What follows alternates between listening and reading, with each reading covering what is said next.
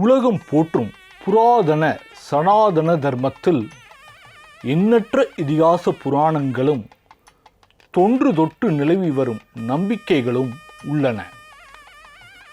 கிரகங்கள் 9. மனிதர்களின் வாழ்க்கைக்கும் நவ கிரகங்களுக்கும் நெருங்கிய தொடர்பு இருப்பதாக பன்னெடுங்காலமாக நம்பப்படுகிறது.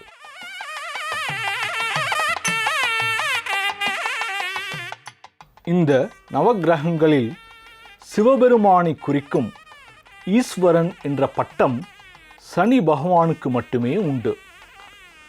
சனி கிரகத்தின் பெயர்ச்சியானது 2.5 ஆண்டுகளுக்கு ஒரு முறை நிகழ்கிறது. பிற கிரகங்களின் பெயர்ச்சியை காட்டிலும் சனி பெயர்ச்சிக்கு மக்களிடையே அதிக எதிர்பார்ப்பு இருப்பது வழக்கம். பொதுவாக இறைவனை பயபக்தியுடன் வேண்ட வேண்டும் என்பார்கள். சனி பகவானை பொறுத்தவரை மக்களுக்கு பக்தி இருக்கிறது. பக்தியை விட பன்மடங்கு அதிகம் பயம் இருக்கிறது. சனியின் பார்வை பட்டால் துன்பங்கள் சூழும் என்பது பலரது நம்பிக்கை. உண்மையில் சனி பகவான் என்பவர் அத்தனை கொடியவரா? அவர் துன்பம் மட்டுமே கொடுப்பவரா? அப்படி இல்லை. நாம் படிக்கும் காலத்தில் நம்மை அடித்து கண்டிக்கும் ஆசிரியர்கள் மீது நமக்கு பயம் இருக்கும். நம்மை அடிக்கிறாரே, திட்டுகிறாரே என்று மனதுக்குள் அவரை வெறுக்கவும் செய்வோம். ஆனால் வளர்ந்து ஒரு நல்ல நிலைக்கு வந்த பிறகு அந்த ஆசிரியரின் மதிப்பு நமக்கு புரியும். அவர் கண்டிப்புடன் நம்மை வழிநடத்தாமல் இருந்திருந்தால் நாம் இந்நிலைக்கு வந்திருக்க முடியுமா என்று அந்த ஆசிரியரை நாம் நன்றியுடன் நினைவு கூறுவோம் அல்லவா? அதே போன்று ஒரு கண்டிப்பான ஆசிரியருக்கு ஒப்பானவர்தான் சனி பகவான்.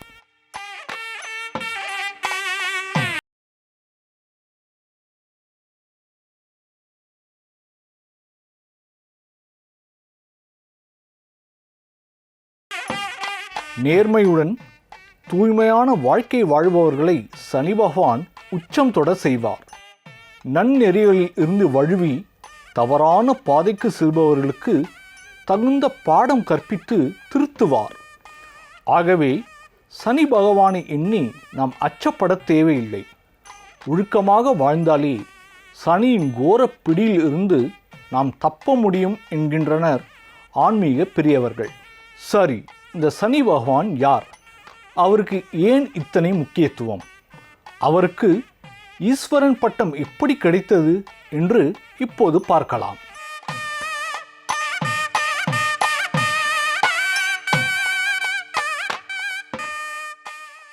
சூரிய பகவானின் மனைவி உஷா தேவி. அவர் ஒரு சிறந்த சிவபக்தை ஆவார்.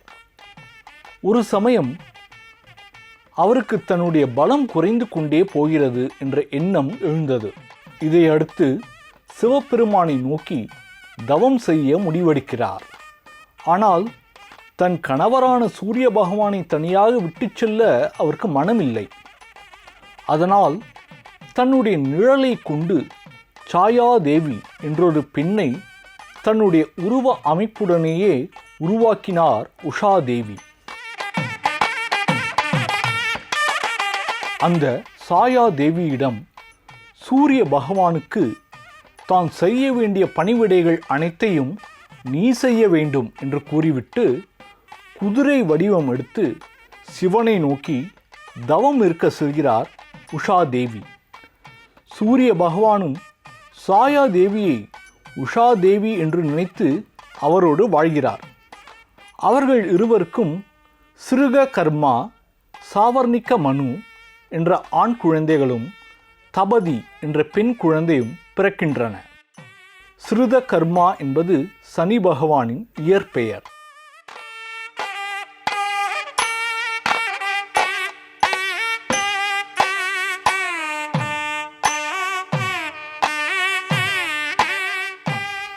உஷா தேவியின் நிழல் வடிவமான சாயா தேவிக்குத்தான் அவர் பிறந்தார் அல்லவா? அதனால் தாயின் சாயல் சனி பகவானுக்கு வந்துவிட்டது. நிழலை போன்று கருமையான நிறத்தில் இருக்கிறார் சனி பகவான். சனி பகவானின் செயல்களும் கரிய நிறமும் தந்தையான சூரியனுக்கு பிடிக்கவில்லை. இதனால் சூரிய பகவான் சனி பகவானை காட்டிலும் மற்ற குழந்தைகளிடம் அன்பாக இருக்கிறார். ஆரம்ப கட்டத்தில் தந்தையின் அன்பிற்காக ஏங்குகிறார் சனி பகவான். வளர வளர தந்தையின் மீது வெறுப்பு உண்டாகிறது. ஒரு கட்டத்தில் தந்தையை தன் எதிரியைப் போல நினைக்க துவங்குகிறார். தன்னுடைய தந்தையை காட்டிலும் தான் சக்தி படைத்தவனாக இருக்க வேண்டும் என்று எண்ணி காசிக்கு சென்று அங்கு லிங்கம் ஒன்றை எழுந்தருளச் செய்கிறார் சனி பகவான். பின் பல்லாண்டு காலம் சிவனை நோக்கி கடும் தவம் புரிகிறார். சனி பகவானின் பக்தியை கண்டு மெய்சிலிர்த்த சிவபெருமான் அவர் முன் தோன்றி என்ன வரம் வேண்டும் கேள் என்கிறார். அதற்கு தான் நவக்கிரகங்களில் ஒருவராய் இருக்க வேண்டும், நவக்கிரகங்களில் தன்னுடைய பார்வைக்கே வலிமை அதிகமாக இருக்க வேண்டும், தன் தந்தையை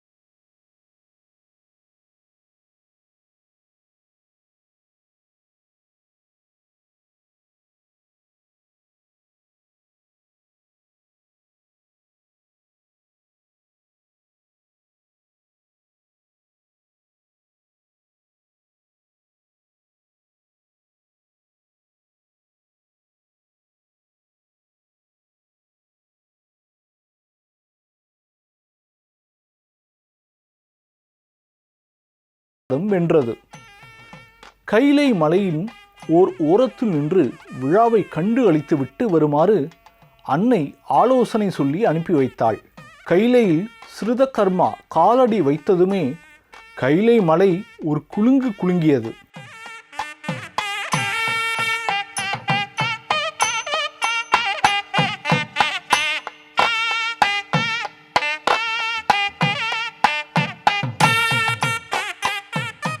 இதை மலைமகள் பார்வதியும் உணர்ந்தாள். சக்தி, சூரியனின் குமாரன் ஸ்ருதகர்மா இதோ வந்து கொண்டிருக்கிறான், அவன் பார்வைப்படா வண்ணம் குழந்தை விநாயகனை பார்த்துக்கொள் என்று சிவபெருமான் கூற அன்னையானவள் மகன் விநாயகனை வாரி எடுத்து மடியில் வைத்து கொண்டாள்.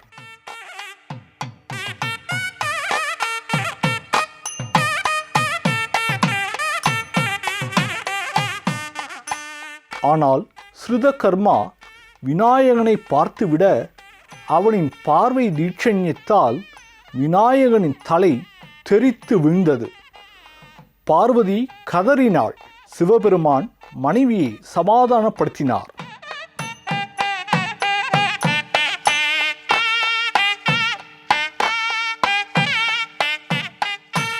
கஜமுகாசுரனை சம்ஹாரம் பண்ண பிறந்தவன் நம் குமாரன் நாயகன். அதற்கு சாதாரண முகம் உதவாது, யானையின் முகம்தான் வேண்டும் என்று சமாதானம் சொன்னார். பைரவனை அனுப்பி வடக்கு திக்கில் தலை வைத்து படுத்திருக்கும் யானையின் தலையை கொண்டு வரச் சொன்னார்.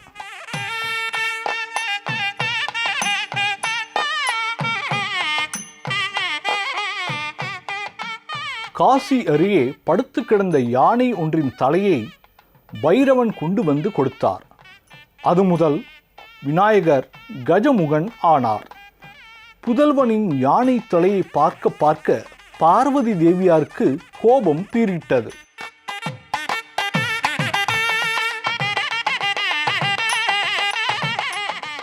கைலையில் காலடி எடுத்து வைத்த உன் பாதம் பழுதாகட்டும் என்று ஸ்ருதகர்மாவை சபித்தாள்.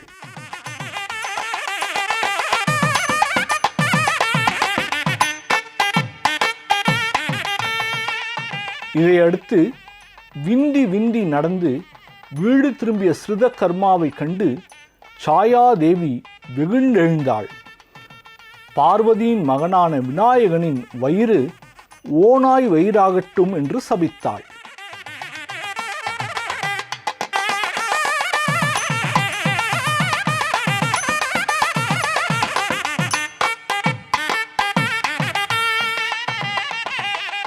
விநாயகரின் வயிறு பெருத்தது.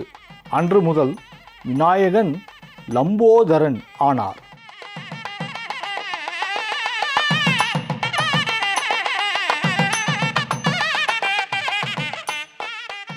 சனி என்ற ஸ்ருதகர்மா, நீ சிறப்படைய உனக்கு தவம் ஒன்றே சரியான வழி என்று சாயாதேவி தன் மகனுக்கு ஆலோசனை வழங்கினாள். உடனே சனி தாயின் அனுமதியுடன் காசி சென்று லிங்கம் ஒன்றை பிரதிஷ்டை செய்து கடுமையாக தவம் இருந்தார். சனியின் தவத்தை மெச்சிய சிவபெருமான் அவருக்கு காட்சி கொடுத்து அவருக்கு உயரிய அந்தஸ்தையும் ஈஸ்வரன் பட்டத்தையும் வழங்கினார்.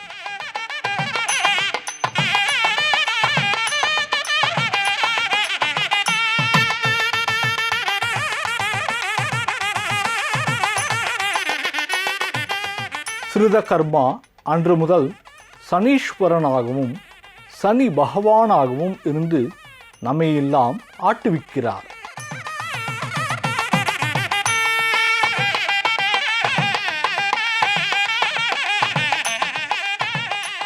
விநாயகப் பெருமானையும் ஆஞ்சநேயரையும் வழிபடுபவர்களுக்கு சனியின் தாக்கம் குறையும் என்பது நம்பிக்கை. அதோடு சனி பகவானின் அருளுக்கு பாத்திரமாக சனிக்கிழமைகளில் காகைகளுக்கு உணவளிக்க வேண்டும்.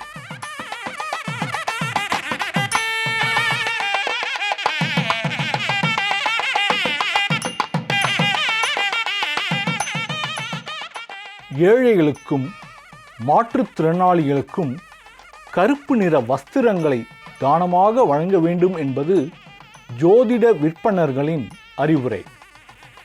நாமும் நேர்மறையான வாழ்க்கையை வாழ்ந்தால் சனி பகவானின் பரிபூரண அருளாசியை பெற்று நிம்மதியான பெருவாழ்வை வாழ முடியும்.